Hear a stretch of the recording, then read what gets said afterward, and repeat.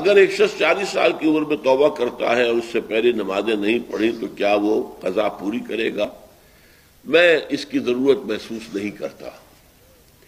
جب علماء بتاتے ہیں کہ ہر ایک نماز کے ساتھ اتنی ہی رکعتیں اور پڑھ لی جائیں تاکہ پچھلی قضا میں آپ کر لیں گے تو میرے نزدیک وہ نوافل میں شمار ہو جائیں گے، لیکن یہ ہے کہ توبہ سے قبل کے تمام گناہ اللہ تعالیٰ معاف کر دیتا ہے۔ توبہ خالص ہو، صحیح ہو، شرائط پوری ہو، حقیقی ندامت ہو، آئندہ طے ہو جائے کہ اللہ کا کوئی حکم نہیں ٹالوں گا اور چھوڑ دیا جائے گناہوں کو، تو پھر توبہ صحیح ہے۔ اور اگر وہ حقوق العباد کا معاملہ ہے تو یا تو اس شخص سے معافی مانگی جائے، حاصل کی جائے معافی، یا اس کی تلافی کی جائے۔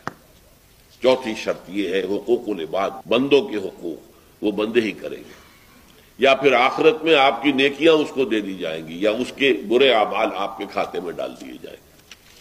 لیکن توبہ اگر صحیح شرائط کے ساتھ ہو تو تمام گناہوں کا کفارہ ہو جاتی ہے۔